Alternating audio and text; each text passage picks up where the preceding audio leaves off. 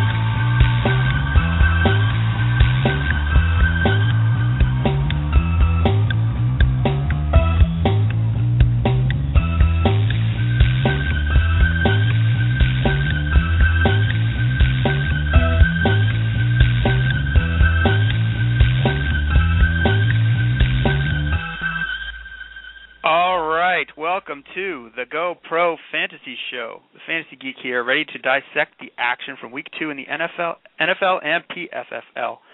I'm playing a little hurt right now, fighting off a nasty cold, but unlike Antonio Gates, I won't bail on you, mainly because we have a very special guest dropping by for this show. We're going to start off the show with an interview with the man, the myth, the founder of the PFFL, Paul Tenney. Hang on a sec while I bring Paul on. Paul, you're there, right? Yeah, I'm here. How's it going? Dave. It's going well. Thanks for having me on. Now, first question, do I call you Dave or Mr. the Geek? Whatever is comfortable, whatever you're comfortable with. I go by both. All right, we'll stick with Dave, but thanks again for having me. You are welcome. We got a lot to get into, so I'm going to just launch the first question. So in retrospect, do you think that you were too harsh on the Saints players who were involved in Bountygate? Oh, wait. Wrong commissioner. Wrong commissioner. Let me get my PFFL commissioner questions out. All right.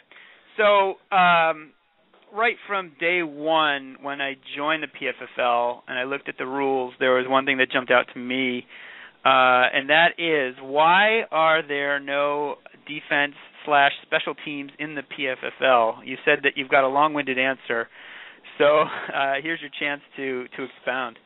Yeah, that's a great question. It's actually one of the most common questions we get here at the PFFL. I guess first of all, for anybody who's been a long-time fantasy player and plays in a fairly serious league, I'm sure everybody's gone through that debate before. I remember when we had that debate in 99, 2000, 2001 in my league, and it was 5 hours before the draft of debating back and forth on do we want to have defense and special teams and arguments on both sides. So it's obviously a contentious issue, and everybody's going to have their own different take on it.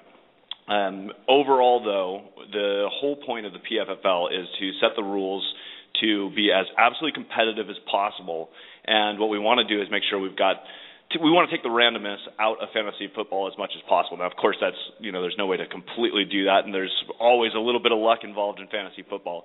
But all things considered, of the traditional positions that you have in fantasy football, we consider defense and special teams to be sort of the most random. So, I mean, there's a lot of fluke plays and that sort of thing that can swing the score for a defense and special teams quite a bit. The other thing I don't like about defense and special teams is when they, it's in a lot of rule formats anyway, the defense can score so many points. I mean, they can be your leading scorer out there. And for what essentially is a fairly random position, I hate to see games won and lost based on one defense having some ridiculous huge week one week. So that's another big factor in it. The last thing, and this is kind of more of just a personal preference here, but I really don't like it when you've got your ace quarterback going up against your starting defense, and you got to make that decision: do I play my quarterback or do I play my defense, and what do I do there? I just think that you want to start your studs. In fantasy football, we want to have all the studs on the field all the time. So, it's going to be something that some people are going to like, some people are going to hate, but you got to pick the rules one way, and we've decided to go no defense special teams in the PFFL. Yeah, I just begs the question, why kickers then? Same reason. That's exactly right. I would say that kickers fall into the same exact category. One thing we've done is, we don't have any bonus yardage points for kickers and that sort of thing, so it really is just a straight number of points scored for the kickers. But I guess if completely had my druthers, I'd probably just do away with kickers as well. But there's also the argument of how much tradition do you want to keep versus how much how cutting edge do you want to be with things. And while the defense and special teams, I figure that's a pretty debatable one. Kickers is pretty much a consensus that kickers belong in fantasy football. So we're leaving them in there. I wouldn't be surprised if down the road someday we get kickers out of there too. Wow. Yeah, maybe add an extra flex or something. I don't know. Yeah, exactly. That'd be the exact idea, I think. But that's not anytime soon, but sometime. Yeah. Well, I'm getting used to it. I have to say I haven't really missed the defenses so far. So tell me, when did you come up with this idea for PFFL's unique tier system, which seems to set it apart from all the other leagues I've ever played in? Yeah, I think I slipped on the toilet and hit my head, and then I woke up with the flux capacitor showing, and that was it. So no, it was back in 2004 when everybody's going to like this story, but it was when I won my first championship with the league I play in today. And of course, when you win your league, you think you are, hot stuff, and you want to take on the next big challenge. So, you start thinking about how could I've pretty much conquered this league. What more could I now do? So we have in our league an interesting way of doing things. So we have a 12-team league with 3 divisions, and the way it works in ours is that if the 4 teams that make the playoffs are going to be in what we call the gold division for the following year. The next 4 teams end up in the silver division, and the bottom 4 teams end up in the bronze division. So that concept of if you do better, you end up in a better position the next year, sort of was the genesis of it. And I just started thinking about, what could you do? The other thing was, how could you compare across different leagues? Because, every league plays by its own rules. How could you see so you could actually say, my league is better than your league, or, just because we don't play in the same league, I can still say I'm a better fantasy football player than you are. So all of that kind of came together, and I started thinking through what could be done, and I came up with this idea of the tier system. And the tier system is one piece of it. The other big piece of it is that it's a progression over time. So, most of these other kinds of fantasy football leagues out there, you play for the championship this year, but it doesn't affect how you do next year. So that's where it goes back to how my league always did things. So this year affects your standing next year in the tier system. So that's kind of how it all came about. And once there's a lot of little things to work out and figure out how that would actually work. How do people move up? How do people move down? Getting the numbers to all work is a complex mathematical effort, but once we got that all kind of figured out and put in place, the idea was born, I would say, in early 2005. All right. Well, I got to say I'm in no shortage of leagues, especially this year. I think I've hit a new high, a new record for myself. And I find myself compelled by, wanting to climb to that higher tier with my 2 teams. I've got a tier 2 and a tier 3. So I like it. I think other fantasy fans will too. So I know it's early, but we've touched on some of the teams. Well, it's only been 2 weeks, but last week I gave some info on the 12 teams in Tier 1. We recapped their games. I ranked them, and there's also another power ranking show that we do via YouTube on the site. But I want to know who you like to take the Tier 1 title. Okay, so I'm going to give a somewhat political answer here. Oh, come on. What I'm going to do, I'll tell you what I'm going to answer that with is I'm going to tell you who I don't want to win the Tier 1 title this year. And I'm guessing Sam. No. Well, we'll keep that one aside. But the team we definitely don't want to win is the Seattle Seahawks, and I'm going to take the opportunity to tar and feather them here. So yes. The Seattle Seahawks in our first year in 2010 won their league, and they had a perfect power ranking. That means they had the best record, the best breakdown record, and the most points of anybody in all the PFFL year 1. And so the guy moves up to Tier 1. I didn't hear from him all off-season. Finally got him to show up to the draft at the last minute.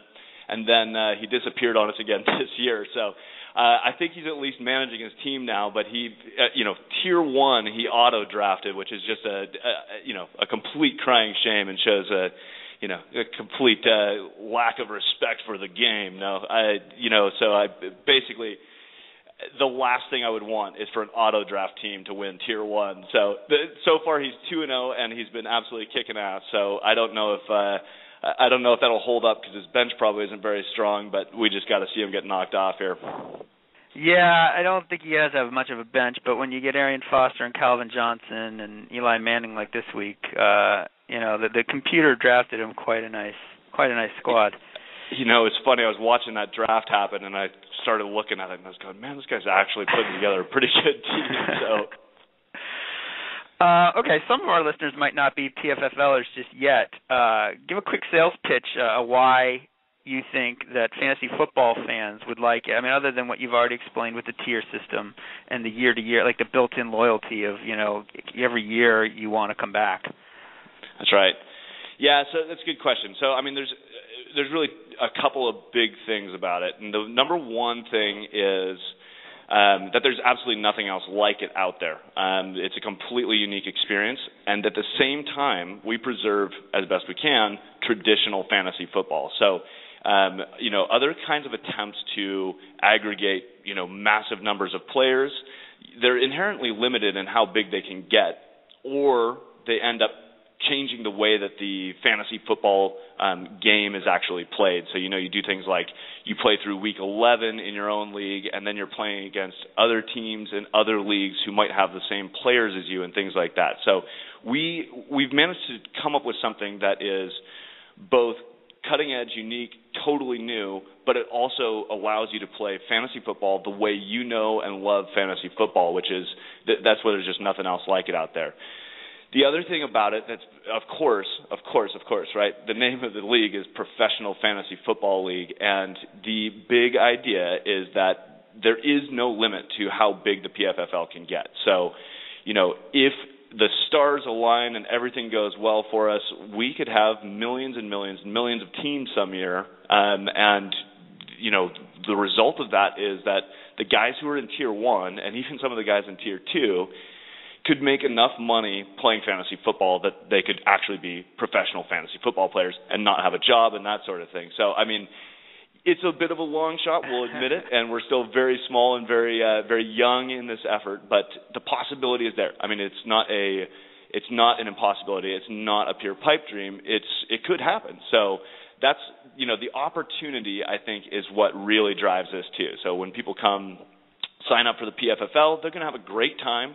We've got lots of cool features that are totally unique, and you can come in and see all the great features we've got in the site and that we've got coming out in the future. But everyone is kind of hoping that this will go where it should. And the great thing about that is people realize that they can be part of making that happen. So that's one of the big things too. Is people are starting, like yourself, are starting to get involved, starting to do things that help the PFFL grow, and it only helps you out in the long run, right? The more we spread the word, the more people that we get in, the bigger your prizes are going to be next year and down the road. Yeah, I got to say, I mean, as someone who has pondered jumping into one of those national contests where it's like $1,400 or $1,500 to get in, right?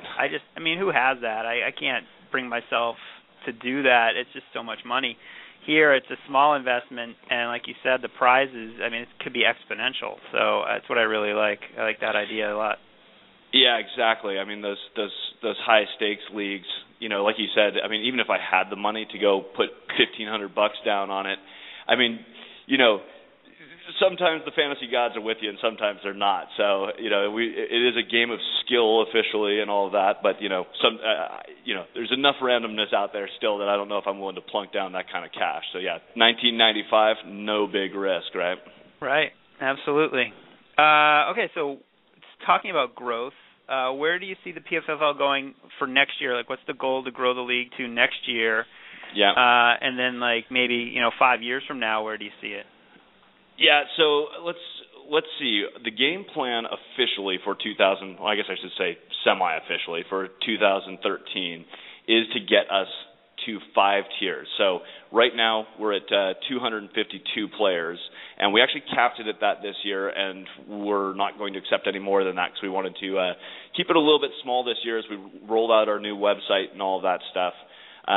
But what we're going to do next year, so if we go from 3 tiers to 4 tiers, 4 tiers would be 1,020 users. And then 5 tiers is 4,096 users, something like that. So we're actually going to try to get to 4,000 people by next year. Wow. There's a lot of things in the works, not all of which I can reveal quite at this time, but we'll come back on a later interview and make some announcements when we're ready.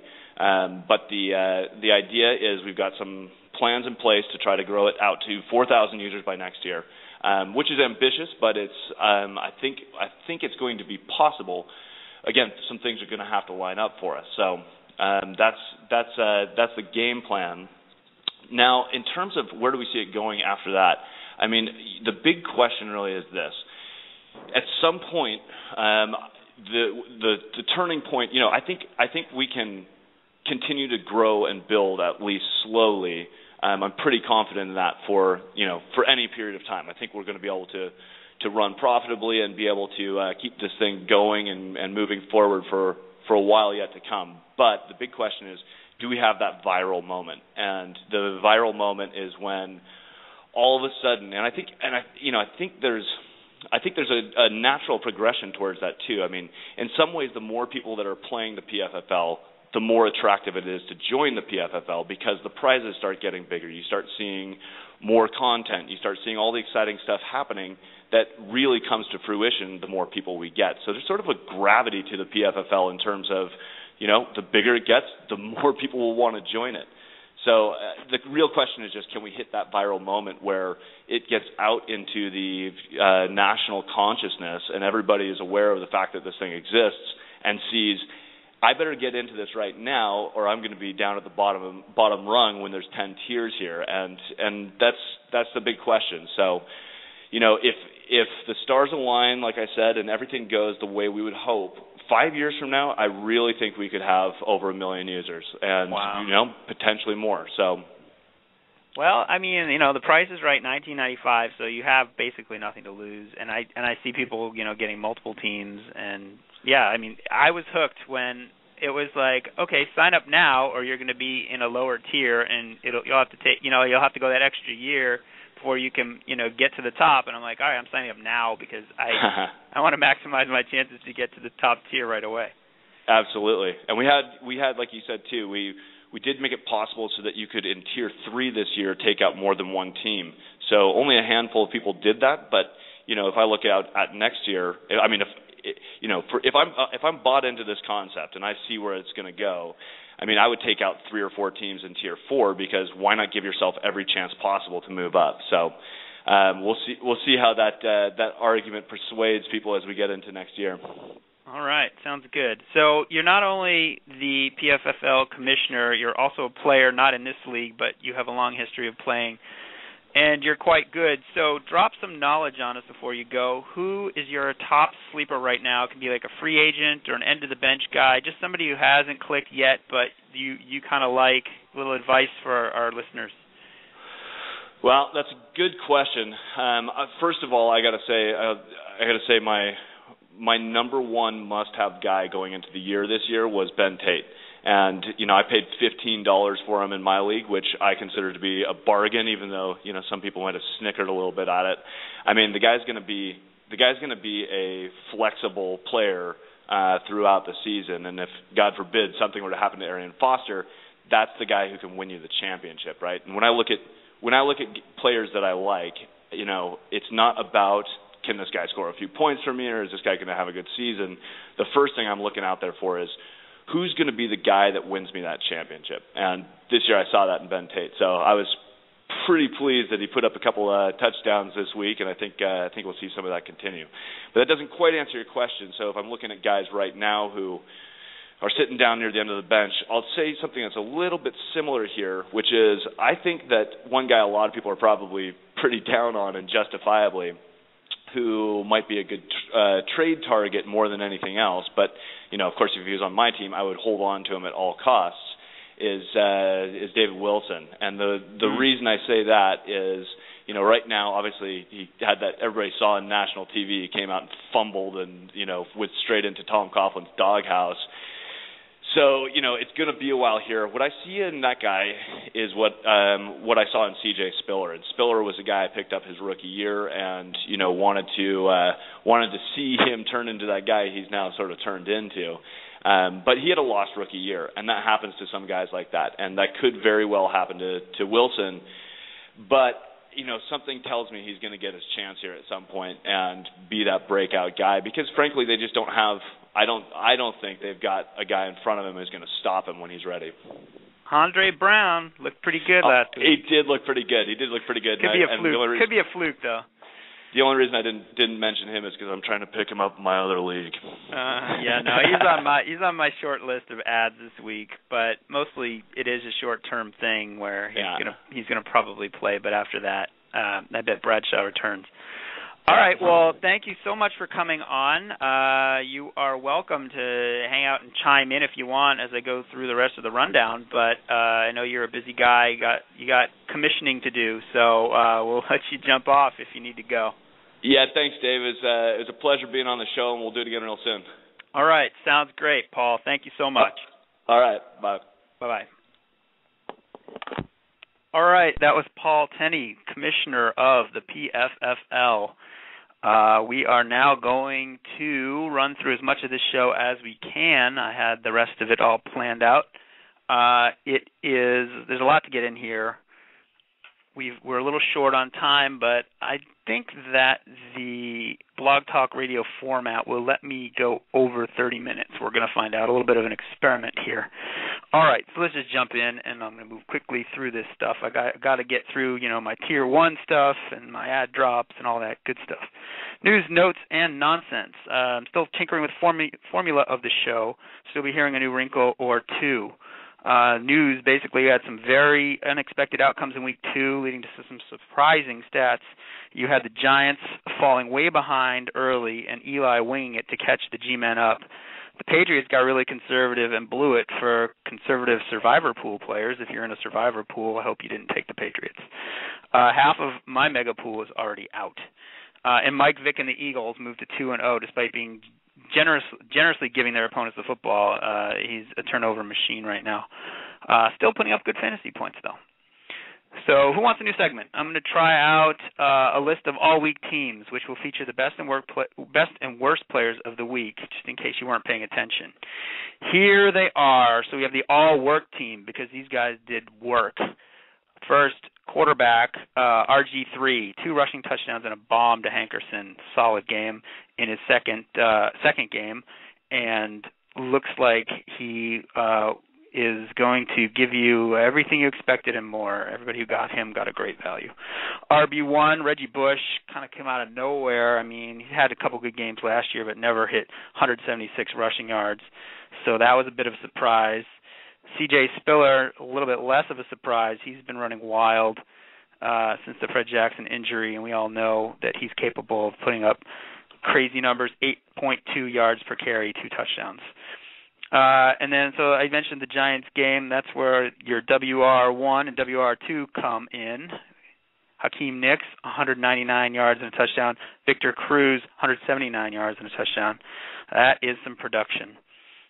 Fortunately, I had Nicks in one of my leagues, which certainly helped. Flex, well, I'd like to welcome Trent Richardson to the fantasy football world. He had 135 total yards, 2 touchdowns, and showed that he's got some game. Tight end, we got Fluky McFlukerson, Dante Rosario, 3 touchdowns. Stay tuned for my Antonio Gates rant. And then kicker, Stephen Gostkowski, who's really good for fantasy owners, really bad for Patriots fans when he missed that last field goal. And now we're going to go to the all-jerk team. These are guys that cost you and by not delivering the goods. Well, the jerk store called, and they're running out of you. Seinfeld clip for fans of the show. Quarterback, no surprise here, Jay Cutler, 4 interceptions, 1 shoved teammate. RB1, he's getting to be a regular here, Chris Johnson, 28 total yards. It's officially time to panic.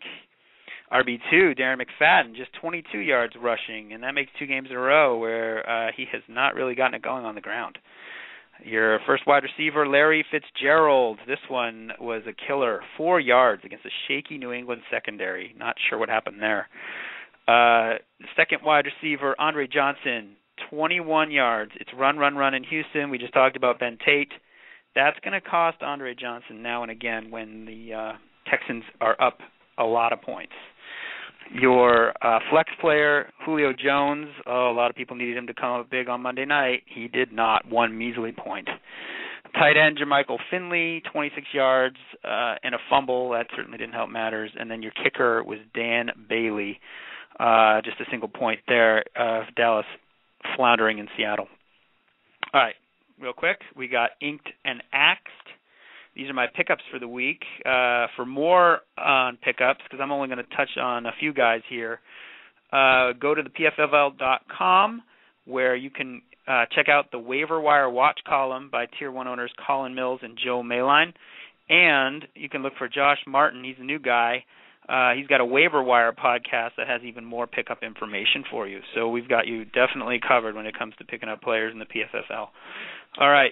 The quarterback position, Uncle Sam Bradford. He just keeps dumping it off to Amendola. Second guy to look at is Matt Sandcastle. Looks like the Chiefs are going to be behind a lot this year, so he might have to fling it to Dwayne Bowe quite a bit. Running back, we've already talked a little bit about this. Andre, what can Brown do for you? Bradshaw went down. Brown stepped up. He's the new backup, at least for right now. We know the commissioner likes David Wilson, so don't just go tossing him aside just yet. Darrell Filthy Richardson, he's the speedy backup who filled in for Steven Jackson when he got benched / injured his groin. Not sure which one it was. More touches are in his future, and that puts Isaiah Peed in the toilet.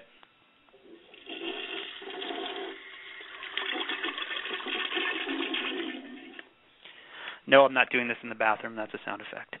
All right, wide receivers. Danny, can I get an amen? Dola. Think about him as being like Welker, but the old Welker, not this year's Welker.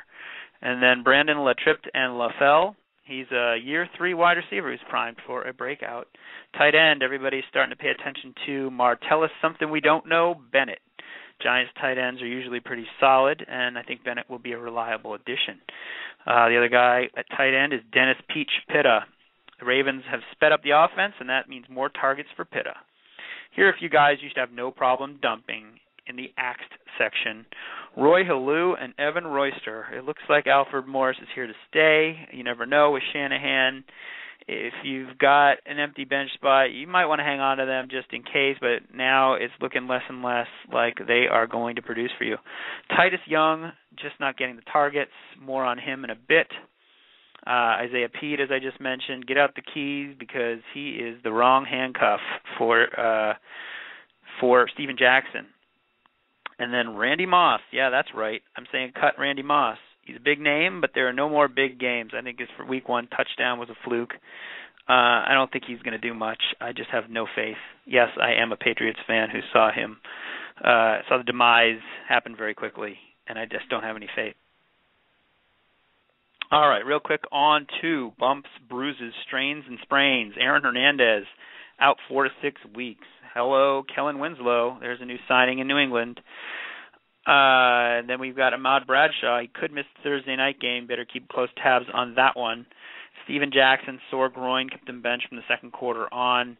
Not sure what his status is going to be. We're going to want to look on the injury reports for that.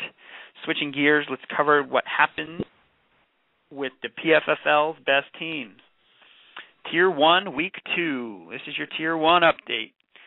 The Tier 1 imports, 83. Insanity Escape, 68. It came down to Monday night, sort of, but Mike Turner delivered the goods for Tier 1, then he got plowed and got behind the wheel. You're a millionaire. Get in the limo, dude. It's not that hard. Insanity's Decker got decked, and Jacob Tammy tanked to leave Insanity Escape 0-2. That's a little bit of a hole. Mr. Miyagi's Dojo, 79. Renton Rain Dogs, 67. Miyagi just needed a point from Tony Gonzalez on Monday Night Football to rain on Renton's parade. He got a lot more than that. A nice little smack battle going on in this one on the website with a big 0 from the injured Aaron Hernandez. The Rain Dogs couldn't back it up. Still, I say you deserve a bonus point for this line, Rain Dogs. Quote, sorry, Miyagi-san, but the dogs are going to go Kung Fu Panda on your ass. Then you can mow my yard and trim my bonsai tree. I like any reference to the Karate Kid. It's one of my favorite 80s movies. All right, moving on. Teddy KGB, 108, illegal touching, 82. Teddy was LOLing illegal touchings pick-up and play of James Jones, which netted 0 points. But Anquan Bolden, who was in KGB's lineup, also matched that goose egg. Still, KGB has a last laugh with monster games from Cruz, Spiller, and McGahee. Confused Octopi, 85. Daewoo Lanos, 60. The top-ranked Tier 1 team, Daewoo, came into Monday Night Football down 30 points with the Ryan to Jones connection yet to play. But Jones stalled like a cheap foreign car, and the Octopi moved to 2-0 behind a solid 15-point effort from Brent Selleck. Seattle Seahawks, the team you love to hate, 86. Jurassic Pork, 52. Honestly, both of these owners fell asleep at the wheel. No Sean Moreno, Ryan Matthews, those guys should not have been in week two lineups. Fortunately for the Seahawks, Eli manned up. Hey, if you're going to be in Tier 1, you got to bring it every week. These guys got zeros that they knew were coming. Actually, in Moreno's case, I think he was in negative. So you gotta be a little better than that. Step your game up. Germaniacs, 109. Team Kizzle, 68. The Germaniacs got off to a slow start in Week 1, but they really floored it in their second matchup. Reggie Bush and Hakeem Nicks came up huge. Meanwhile, Team Kizzle fizzled with 12 combined points from Murray, Charles, and Colston. So those are your recaps of the Week 2 games. Now let's jump right into the top 12 polls for the week. Just to let me clarify, PFF owners Kyle and Joe do a weekly video show covering the power rankings. What you're about to hear are my rankings. Hey, the NCAA has the coaches poll, the AP poll, the BCS poll, and a bunch of other polls probably. PFFL can have multiple polls too. Coming in at number 12, illegal touching, 0-2. Chris Johnson isn't being benched by the Titans, but maybe you should do the honors. Number 11, Jurassic Pork, 0-2. Do yourself a favor and check who's out before setting or not setting your lineup. Number 10, Insanity Escape. Only 15% of PFFL owners or teams that start 0-2 make the playoffs. Okay, I made that up, but Insanity Escape is one of those 0-2 teams. Renton Rain Dogs, 1-1. Didn't speak softly, didn't carry a big stick. Number 8, Team Kizzle. Peyton Manning on Monday night did his best Jay Cutler impression. Not good in Week 2 terms. Number 7, Mr. Miyagi's Dojo, 1-1.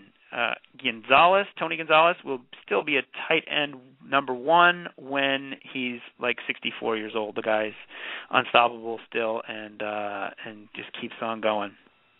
Number 6, Germaniacs, 1-1. The Reggie versus Reggie smack talk on your scoreboard was pretty weak, but your team's play certainly wasn't. Nice week. Number 5, Tier 1 Imports coming in at 2-0, doing just enough to win, scoring in the mid-80s, but got the matchups where that's been enough to get the W's. Number 4, Confused Octopi, also 2-0. Good defense against a high-scoring Daewoo team. Number 3, Teddy KGB, 1-1, 108 points with 1 combined point from Anquan and Greg Olson.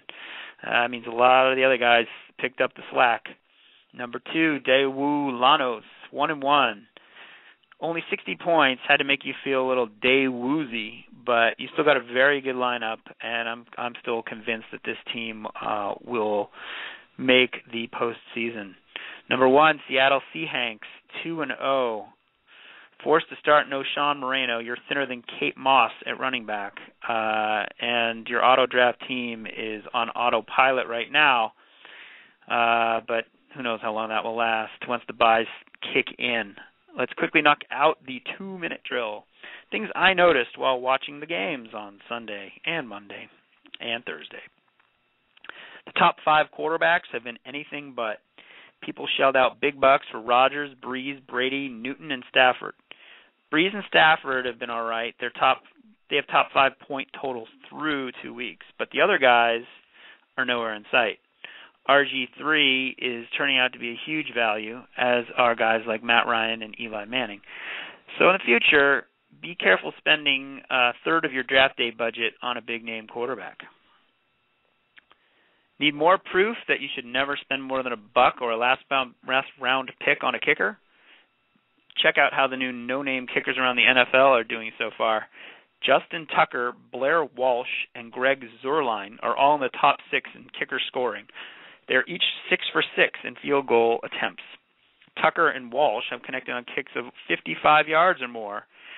I think there are a couple of game tires and game winners in there, too. Gone are the days of Morton Anderson. New kickers are valuable kickers. All right, moving on to our next item. What's the deal with Titus Young having Young Sr. on the back of his jersey? Is there really going to be confusion with another Young from his family? Is his son, who I assume is Titus Young Jr., going to make the NFL while Titus Sr. is still active? I find it highly unlikely that we'll have a Ken Griffey Jr. and Sr. situation here. So the SR on the back of the jersey really vexes me. I'd like to retract my statement last week about how the replacement referees were doing just fine. Clearly that was a case of a small sample size. All right, on to the Geeks Bitchin' Corner. As I tipped my hand earlier, I will never own Antonio Gates again. The guy's supposed to play, and then out of nowhere, he's a no-go. So frustrating, especially with all those late afternoon starts. Give me a middle-tier tight end and save me from punching a hole in the wall every week. Okay, the Week 2 Go Pro Fantasy Show is a wrap. As always, head to the PFFL, the-PFFL.com for great fantasy football content, including John Hampton's radio shows on Thursdays and Saturdays. And we've now got Josh Martin doing a weekly waiver show and a start-sit show. You can find me on Twitter at @the_PFFL. Feel free to tweet at me and let me know if there's anything you want me to cover on the show, anything you like, anything you don't like. You want to argue any of my opinions, go for it. I think it's all healthy and good and fun. So the other thing I want to do is throw a quick mention out to the Smack Tracker, which is you can actually earn money by talking smack, which is an amazing PFFL feature. I think I won a little bit of cash this week when I taunted one of my opponents. So I say to you, get out there in Week 3, talk some smack, and win some cash. All right, that'll do it. Geek out.